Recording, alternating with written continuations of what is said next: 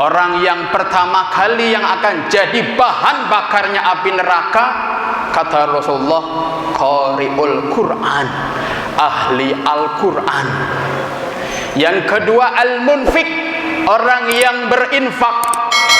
Dan yang ketiga yaitu orang yang mujahid fi sabilillah. Itulah ketiga golongan, ahli Al-Quran, ahli berinfak, dan ahli mujahid fi sabilillah.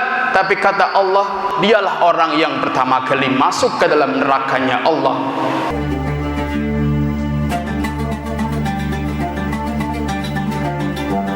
Bismillahirrahmanirrahim. Assalamualaikum warahmatullahi wabarakatuh. Alhamdulillahilladzi bi ni'matihi tatimmus shalihat. Allahumma salli ala Muhammad miftahi babir rahmatillah adada ma fi ilmillah salatan wa salaman daimaini bidawami mulkillah wa ala alihi wa sahbihi wa mawalah. Subhanaka la ilma lana illa ma 'allamtana innaka antal alimul hakim. Rabbi shrah li sadri wa yassir li amri wahlul 'uqdatam min lisani yafqahu qawli. Amin ya rabbal alamin. Qala Allah ta'ala fil Qur'anil Karim, wa qaddimna ila ma 'amilu min 'amalin faj'alnahu haba'an mansura. Sadaqallahul adzim. Hadirin jamaah salat Isya sekaligus salat Qiyamul Lail yang insyaallah dimuliakan dan dirahmati oleh Allah Subhanahu wa taala. Bersyukur kepada Allah, pada malam hari ini kita memasuki malam yang ke-23 Ramadan. Mudah-mudahan kita berdoa malam ini adalah malam Lailatul Qadar, malam yang lebih baik daripada 1000 bulan. Kalau dikonversikan kurang lebih 83 tahun. Kalau toh tidak hari ini, yang penting kita niatkan iktikaf di masjid, insya Allah kita dapat. Kalau nggak dapat hari ini, mungkin besok di tanggal-tanggal ganjil 25, 27, 29. Mudah-mudahan yang hadir pada malam hari ini, malam yang ke-23, kita temukan dengan malam Lailatul Qadar. Amin ya rabbal alamin.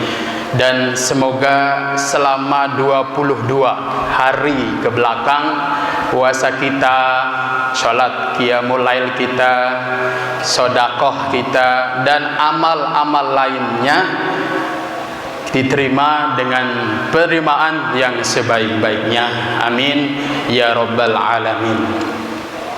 Bersolawat kepada Nabi besar Muhammad sallallahu alaihi wasallam, Nabi akhir zaman, Nabi Muhammad sallallahu alaihi wasallam.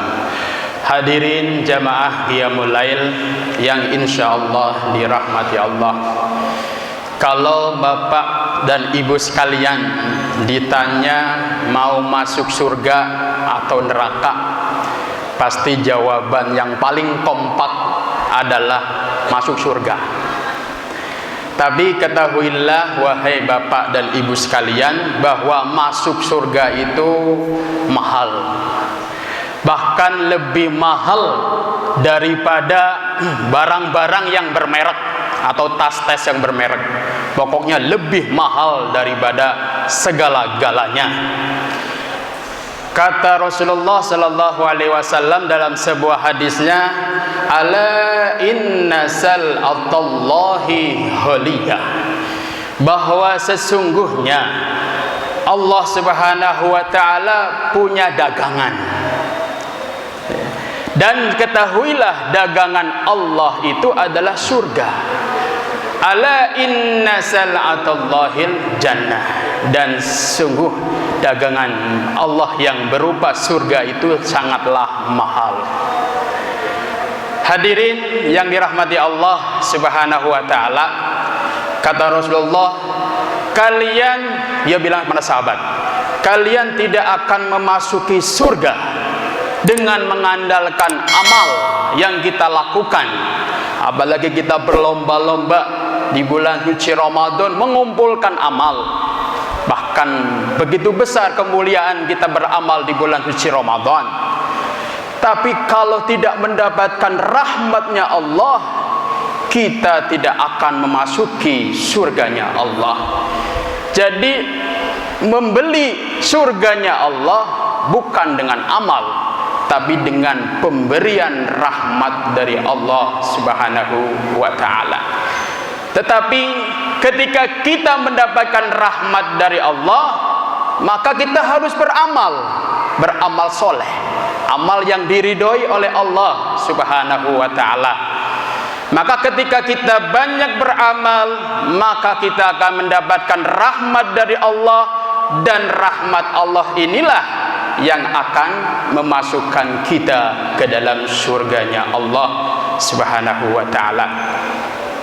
Hadirin Bapak Ibu yang dirahmati Allah, nanti di yaumil hisab, ketika manusia dikumpulkan di padang mahsyar, kemudian semua diadili oleh Allah Subhanahu wa taala, dipanggil satu persatu, si fulan ditanya, kemudian diperlihatkan oleh Allah Subhanahu wa taala amal A, amal B, amal C, dan seluruh amal yang pernah dilakukan di dunia diperlihatkan kepada hamba tersebut. Setelah diperlihatkan begitu banyak pahala yang akan diterimanya, kemudian Allah hembus dengan angin bagai debu beterbangan, sesuai yang tadi saya sampaikan di awal dalam surat Al-Furqan ayat 23 yang berbunyi, wa qadimna ila ma amilu min amalin faj'alnahu haba'an mansura. Dan nanti kami perlihatkan seluruh pahala-pahala, seluruh amal-amalan yang pernah dilakukan oleh seorang hamba di dunia. Pahala A, pahala sholatnya, pahala infaknya, pahala qiyamul lailnya, dan lain sebagainya. Pahala diperlihatkan, kemudian Allah hembuskan dengan angin, bagaikan amal tersebut beterbangan seperti debu yang beterbangan. Na'udzubillah min dzalik. Kok bisa amal bisa beterbangan? Kata hadis Nabi yang diriwayatkan oleh Abu Hurairah, bahwasanya awwaluman tusa'aru bihin nar yaumal qiyamah, orang yang pertama kali yang akan masuk ke dalam nerakanya Allah. Mungkin menurut kita hadirin dan Bapak Ibu yang dirahmati Allah, menurut kita mungkin orang yang pertama kali masuk ke dalam nerakanya Allah itu orang yang jahat, orang yang durjana, orang yang hidupnya dalam kelimpangan maksiat kepada Allah. Tetapi kata Rasul, bukan itu. Orang yang pertama kali yang akan jadi bahan bakarnya api neraka, kata Rasulullah, qari'ul Quran, ahli Al-Quran. Yang kedua al-munfik, orang yang berinfak. Dan yang ketiga yaitu orang yang mujahid fi sabilillah.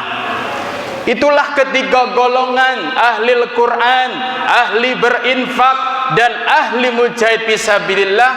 Tapi kata Allah dengan mulut yang mulia Rasulullah, dialah orang yang pertama kali masuk ke dalam nerakanya Allah. Kok bisa? Padahal orang yang berinteraksi dengan Al-Quran itu orang yang sangat mulia. Bahkan ketika kita membaca satu hurufnya diberikan 10 pahala. Man qara'a harfan fi kitabillah, kata Rasulullah, bahwa hasanah. Barang siapa yang membaca satu huruf di dalam Al-Quran, baginya satu kebaikan. Wal hasanatu bi asyri amsalihha, dan aku, kata Allah, akan balas satu kebaikan dengan 10 pahala.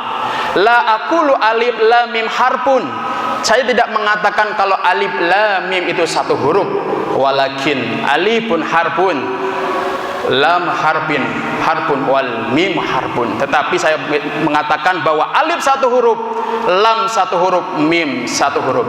Ketika kita membaca alif lam mim, itu sudah mendapatkan 30 pahala. Bismillahirrahmanirrahim 19 kali 10 190. Kalau kita membaca alhamdulillahilladzi anzala ala abdihil kitab wa lam yaj'al lahu iwaja, berapa huruf? Hitung sendiri nanti. Tapi tugas kita nggak usah menghitung, tugas malaikat raqib yang menghitung pahala-pahala baca Al-Quran kita. Bahkan orang yang paling terbaik, orang yang disebut orang yang paling baik adalah orang yang mau belajar Al-Quran dan mengajarkannya kepada orang lain. Khairukum man ta'allamal Quran wa 'allamah. Orang yang terbaik adalah orang yang mau belajar Al-Quran dan mau mengajarkannya kepada orang lain. Mengajarkan kepada orang lain, mengajarkan kepada anak-anak kita. Bahkan ketika kita sudah di dalam alam barzakh, yang kita ajarin masih mengamalkan, kita pun akan teriringin, dicucurin pahala orang yang telah kita ajari. Begitu mulianya.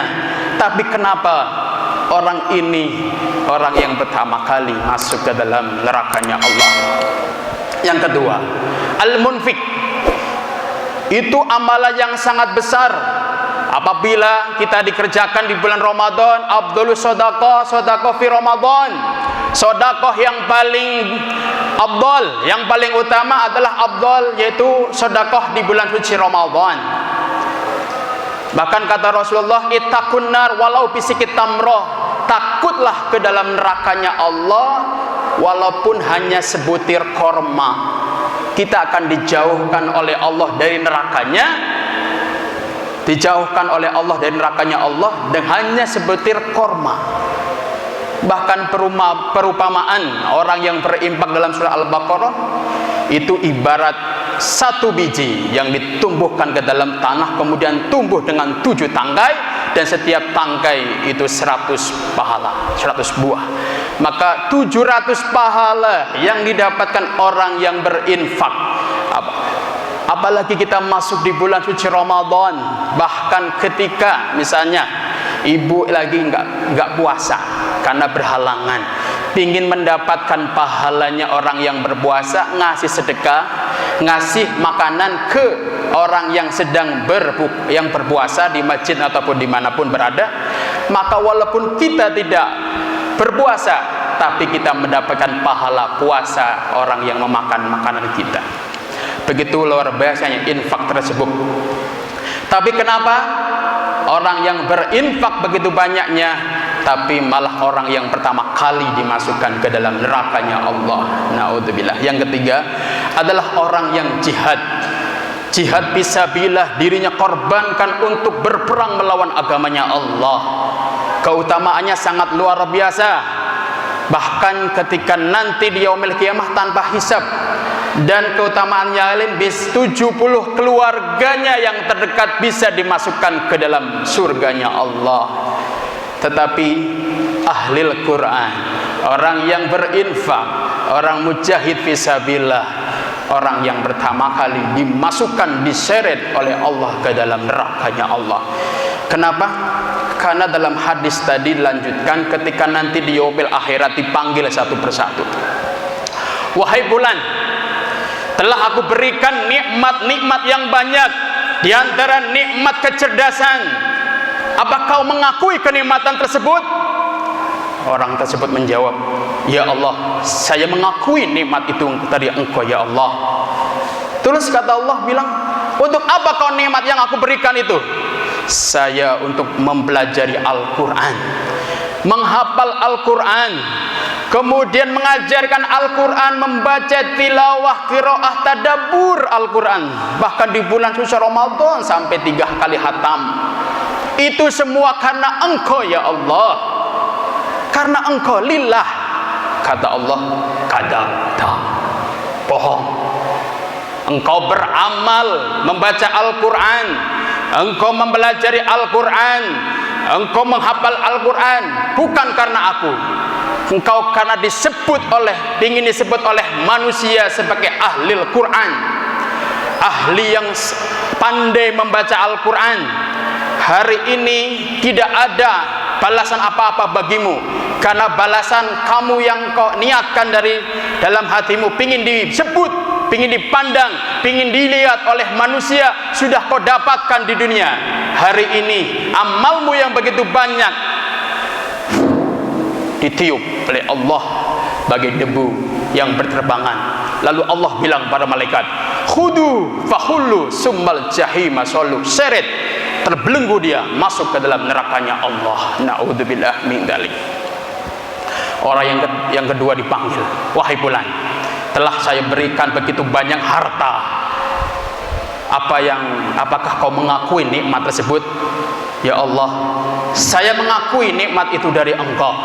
Terus apa yang kau lakukan dengan nikmat harta tersebut?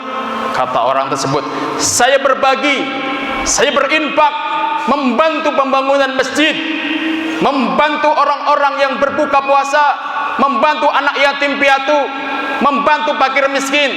Itu semua karena Engkau ya Allah. Lillah, kata Allah, kadzabta, engkau bohong. Engkau beramal, berinfak, bersedekah, kemudian membantu orang miskin, orang yatim piatu, semua itu bukan karena aku, karena engkau ingin disebut oleh manusia sebagai orang yang dermawan. Niatmu sudah kau dapatkan di dunia, engkau telah disebut sebagai orang dermawan oleh manusia. Balasanmu di akhirat tidak ada, langsung dihembus oleh Allah bagi debu keterbangan. Orang yang ketiga dipanggil, wahai fulan, telah aku berikan beberapa kenikmatan, di antara kenikmat pemberani. Apa yang kau lakukan dengan nikmat tersebut? Ya Allah, saya mempunyai keberanian, saya niatkan demi Allah, katanya, untuk jihad melawan agama Allah, berperang, dan saya meninggal dalam keadaan syahid. Itu semua karena Engkau ya Allah, itu semua demi Engkau. Kata Allah, kadzabta, kau bohong. Engkau berjuang membela agamaku, engkau berperang melawan musuh-musuh Allah, itu bukan karena aku, karena engkau ingin disebut oleh manusia sebagai si pemberani, si pahlawan, si pahlawan. Kata Allah, dihembuskan amal yang tadi begitu banyaknya, dihembuskan. Khudu fahul summal jahima sallu. Na'udzubillah min dzalik.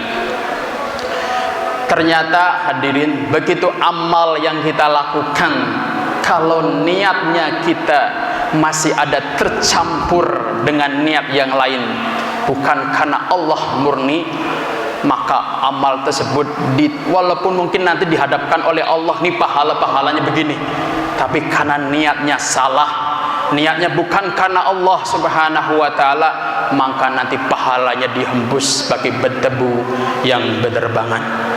Oleh karena itu, mari, yang jadi pertanyaan kita adalah, usia kita mungkin ada 40, 30, apakah semua amal yang sudah kita kerjakan betul-betul karena Allah, atau masih ada terbesit riya, ingin dipandang, ingin disebut, ingin dilihat oleh manusia?